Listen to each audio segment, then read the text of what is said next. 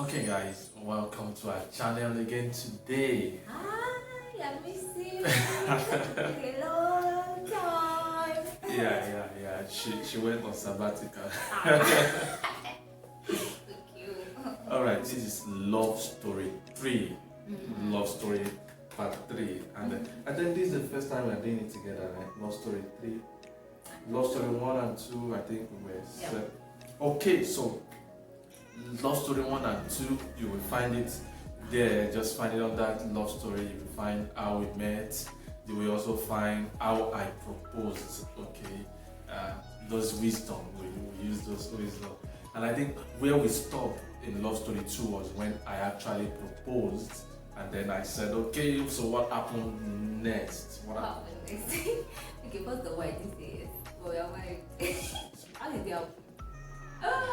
Okay, I'm very about to hear. So, okay, he proposed in February, and in my heart of hearts, I'll tell you, in my heart of hearts, actually, I wasn't intending to give him a response until probably after my service year. Yes, that was my sincere intention. And the reason why I wanted to do that was, sometimes if you're someone like me, you want to be sure, and over sure one. Then I felt giving it 10, I don't know, I just felt that would be just enough time for me to make the decision I want to make. Then I felt we went for service year too and came back before it came to propose. So you also want to go for service year and come back to say yes. To say yes. That's fair enough, right? And really, I think it would have been a mistake if you ask me, because many actually have made such mistake, and the guy just looked away and looked at another lady who was readily available and went with the lady. So what happened after then? I told myself that, okay, even if she says if she says a no, if she gives me a no as an answer, that I'm just gonna forget about relationship. I mean, for a long time.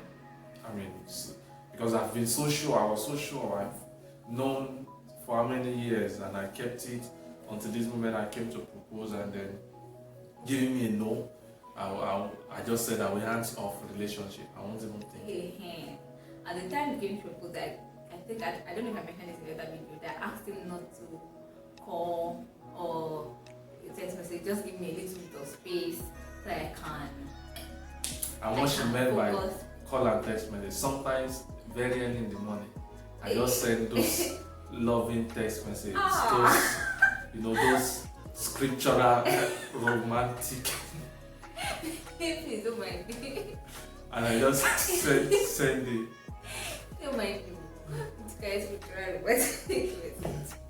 Alright, so once in a while, of course, normal for you to check on people, call, show as if you are caring, a good caring brother. As I told you that at this moment period, don't care for me, don't call me, don't send me too much text messages that can pull back my heart. I needed my heart to be concentrated. So at that point, so we reduced communication a little bit and all that. So okay, fast forward to April. I was in my final year. So I defended my final year project in April 22nd, and that was the last thing I was doing in Ibadan. So I was already making plans to leave Ibadan to move back to Lagos. That was where I was based. I grew up in Lagos. My parents are in Lagos, Nigeria. So of course, I think I intended to leave Ibadan that weekend or something like that. But I also wanted to meet my discipler. That was Pastor Shalamene. I don't know which of the videos we discussed. I think it was the last one. Yeah, we discussed Pastor Shalamene. Yeah, just to meet him, just to talk about the next phase of life and everything before I finally moved back to Lagos. And so that particular day was April. Okay, so I called him with an appointment for April 23rd. I think it was 1 p.m. or 2 p.m. Around 1 p.m. So I went to his office, and started talking. Okay, so as I was going that day, I remembered that I was praying in my heart because Bachelor Mene will basically ask you about three things. We ask you about your career, we ask you about your ministry, and he will ask you about your marriage. He believes that every child of God should prosper exceedingly in those three aspects. So majorly that's where you're checking on. At every point in your life, you always check on career, check on ministry, career, marriage, ministry, career, marriage. So I prayed to that, oh God, you can ask me for career, no problem. I will give you good answers. You can ask me for ministry, I'll give you good answers. Then if I always ask you, what are you doing now to keep yourself busy?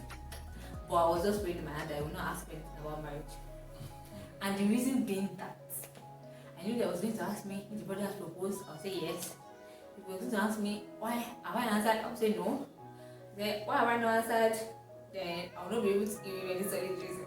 I just wanted to have things my way. So I didn't want anybody to interrupt that. So getting to his office that day, everything, my prayer was almost answering. He asked me for next phase with career, what's my result like, and everything, service year, then ministry, what do I see God asking me to do, and all that. So we discussed all those things beautifully, and then we're almost closing the discussion. We're almost praying that I should now go back to UI. And so that's how we now suddenly said, yes, I needed to ask you. I just looked up. He said, so how far with your relationship? As the brother comes to propose. I said, Jesus, and I prayed. And I prayed that you should not ask me. and then I had to answer him. I said, yes, he has come to propose. He said, I answered him. I said, no. He said, why? So I started stammering. Because really my heart of hearts, to be sincere, with what God has spoken to me, I don't know what else he was expecting me to say. Maybe something that was outside the scripture, or I don't even understand. So the issue, I was actually very sure. But sometimes you want to be carnal, you want to be like a lady. Like you must chase them for long time. Excuse me, please. So you just want to have things your way sometimes, you know. That was what I was basically doing. Because really, God had spoken to me. In fact, when I gave him an instant yes, particularly if they came to propose, it wouldn't be out of place, really. But which I could have had. But really, my natural self is that it takes time. It takes our time to do it. So, okay, so that was how I was asking me why I'm not. They asked me if I had informed my parents about it and what their take was. And of course, I think at that time I told my mom. Yes, I can't remember if I told my dad, cried him along. Well, I told my mom, and she was into it. She didn't have anything against it and all that. So really, I didn't have any serious reason actually to keep him waiting. Just felt he can wait, the brother, he can wait. And so that was how Pastor Sholamene said, okay. So Pastor Sholamene asked me that day what my convictions were. So I shared with him what my convictions were, and he said, and of course, he didn't tell me that my husband had told him about me before. And I'm sure he had been praying since the beginning. And if you had anything against it, he would have told me that. Pastor Sholamene will not tell you yes. I also saw a revelation, and he will not tell you no. But he will pray along with you and probably communicate with you what God is speaking to you. So at that day, it just felt maybe it just felt okay. He just wants to be wasting time. He just wants to be serious. So that day, he just said, okay, no problem. He just picked his phone. And then the next thing I heard was, hello, Samuel, are you around? And I was like, which Samuel? It can't be this Samuel. I did not plan to see him today. And then I just called him.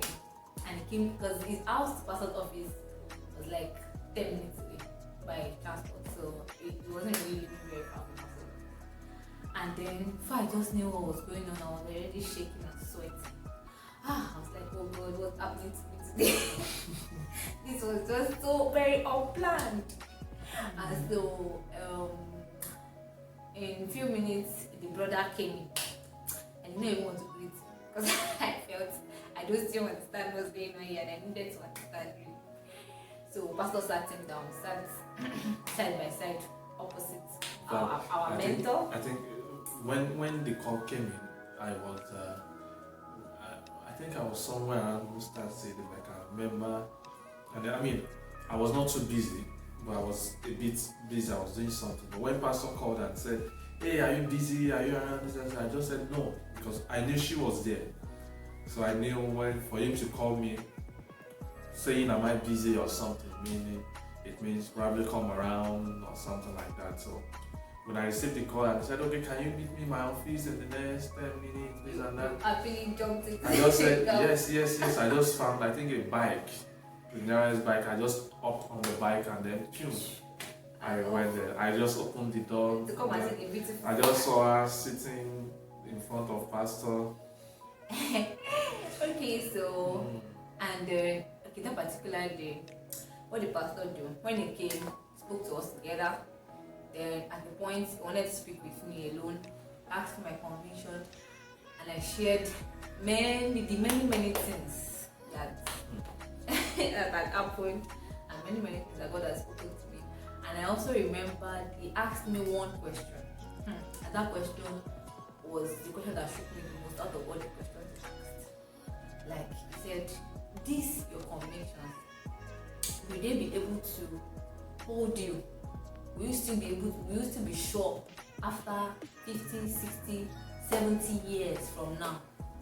That question really shook me, and I I needed to sit down and I calmed down, like because I said you were pouring ice water on my head. Like 50 years from now, wow, that's no joke. 60 years from now is seriously no joke. 70 years from now is not a joke at all. So I had to calm down, and of course I was able to give him a yes. Why was I able to confidently give him a yes? Because the convictions I had were not just based on physical things. If it was his physical appearance, our marriage is 2 years and like 8 months now, right? Yeah. His face has changed. Mine may have changed too a little bit. So those physical factors will change. Status will change. Many things will change. But we had a sure word from God. And that one, we knew that it cannot change. So that question actually brought me to the realization of the fact that you need, when you're talking about your conviction about as far as who to marry is concerned, as a believer, of course there are many ways to do things, but as a believer, as a child of God that you are, you need something solid, something you can hold on to, something that in 20 years time it doesn't change. You can be able to say, I'm very, very sure about the decision I made. I'm very sure that God is still in this boat with me. Yeah. Whatever happens, whatever comes up, I'm very, very confident of God's approval. I'm not making a decision and now saying, God, yeah, come and join along with this. Yeah, come and join. Till we have decided. Yeah, this thing. I'm not saying, God, come and join along with this thing I've already decided. No, it's a decision. He helped us to make. We made together. So by that I was convinced, and I gave him a yes. So he called him again separately, probably asked for personal convictions. I guess the same question Mr. asked. Yeah, so he called me and then he was asking, am I sure, have I prayed? Basically same questions. And of course I told him everything, most of those things I said in the part 2 of this series, and then I told him I was very sure, I'm sure God is leading me. And then yes, he called us both inside again. Yeah, so he called us both inside again because we shared with him exactly the same scripture that God shared same scripture, almost the same scripture. Given to us. I shared it from the New Testament. She shared her own from the Old Testament, but they are the same scriptures that were repeated in the New Testament. Yeah, and God gave us at different times actually. So many things were not coincidences. We knew that God's ends were. Yeah. And for me, that was what I had always wanted. I've seen different relationships. I saw people doing things anyhow, but there's a way you desire things and you feel this is what I want. And so that was the way Pastor Shola Mene prayed us into courtship that day. Oh Jesus. She never said yes. She never said yes. Yeah, of course. Oh Lord. That was around 4:20 something p.m. Yeah, it was around 4 around 4 p.m. Yeah. Past 4 p.m. Yeah. You know that day it was 23rd of April. Yeah, 23rd of April 2014.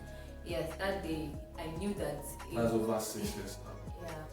I knew a wheel had dropped from my hands completely and it was not about me anymore. In my mind I was so happy because it seems as if I knew our plan. Like, I mean, I was just so happy, like, God don't catch her. I really, it was actually, but you know that day, going back home, I couldn't even talk because I felt now my chakra to keep this mental weight in that feeling. And then you know that they were going home, I couldn't even talk. And I got to my hotel that day, I remember clearly, and I started crying. Oh God, what's happening to me? What's happening to my life? I mean, relationship? I'm certainly in a relationship. I didn't plan for waking up this morning and everything. So I just started praying and trusting God for help. Okay, yes. Then I now remembered that actually God had been speaking to me in parables few days before that day. If I included my devotion that morning, but I didn't channel it to that. I'd seen a revelation like 3 days before that day. It was exactly what God was talking about, but I didn't understand it until that particular day. So, and I remembered someone, a brother coming to visit me that night. It was Bro Martins. Was also a fellowship member, our friend. You know, and he was talking to me. I was answering him when my mind was not there. And you know, at the point he realized that something was wrong with me. He said, "What was going on?" I said, "Doing nothing." Until he just started dropping in my eyes again. Then he had to now ask me what was going on. So I just told him everything. He was very happy. Yes. I said, "What was exciting you?" So we chat spoke that night, and then he encouraged me and everything. So that was how our courtship started. It was a wonderful courtship. And then, you know, we started courtship, and it was a long distance relationship, which, I mean, yeah, side of that note, yeah, on long distance note. I mean, it was not quite easy. She was serving in Imo State. No, first of all, I had to go back to Lagos Yeah. to my parents, and it wasn't Ibadan. Then later, I had to go serve in Imo. Then he was in Ibadan. I think he was on his master's program then. Yes, I was starting my master's in UI then too. So we started on a long distance relationship, which is another story on its own. I mean, challenges of long distance relationship. Yeah, it worked. There were challenges. I mean, there were challenges that actually strained the relationship. Yeah, there were challenges. But of course, thank God that there had been a yes before she left, because if the yes had not been there, the challenges, we are not sure how we would have been able to played out. Yes. Yeah, how things would have played out. We are not sure how it would have played out. We are not sure, but that was how I got a yes indirectly, but she didn't use her mouth. Maybe she will say it tomorrow. Well, we are married now. Maybe she will say yes today or tomorrow. Anyway. Hey, what I said was the otaku. Finally, on this note, on this our episode of Love Story, I would just like to drop you with this scripture: trust in the Lord with all your heart, and lean not on your own understanding. That's Proverbs chapter 3, I guess, verse 5. Yeah. Yes. So that's actually very, very, very important. That really kept us, or that really helped me in all the decision making and everything. You don't really know it. Yeah. You don't know more than, in fact, even the present, you don't know the full details about the present. Yeah. But when you trust in God that already knows the end, the very end, like the end from the beginning, I mean, and you use His wisdom to do it, it always looks like a magic or like a superstar when you do things according to God's wisdom. So let's learn to trust. Part 4 of our love story, we'll be talking about the long distance relationship, the challenges we faced, how we were able to overcome, and all those stuff. Remember, I've gone to South, she was in Ibadan, we kept communication. Now she has gone to Imo, I'm in Ibadan. And then how we, this time around, we are already in a relationship. And there were challenges. So yeah, many okay. things. How the relationship actually started. So, and then the content of our relationship, one of the questions we have received from people is the content of our relationship. What did we do together in our relationship? What was the content? We will talk about all those stuff in this series. Definitely we'll talk about all those stuff. So we are so happy that you tuned in with us today. You don't understand what to do if you have not subscribed to that channel. Please, we beg you, subscribe to our channel. Please subscribe. Let me tell you what to Please subscribe to our channel. Turn on the notification button, and we really need to wish to get to speak to more people, to get more people to watch this, and we, of course, some of the things we do now currently on our channel is talking about scholarships, talking about visa application, US majorly, and all those stuff. How we did it and how others can do it. If someone has requested that my wife should talk about her own experience, I have my own experience that I've shared somewhere there. You can go through the channel and see. Okay, subscribe and you will get all the details, everything. We'll release it in this channel. We love you. God bless you. Bye.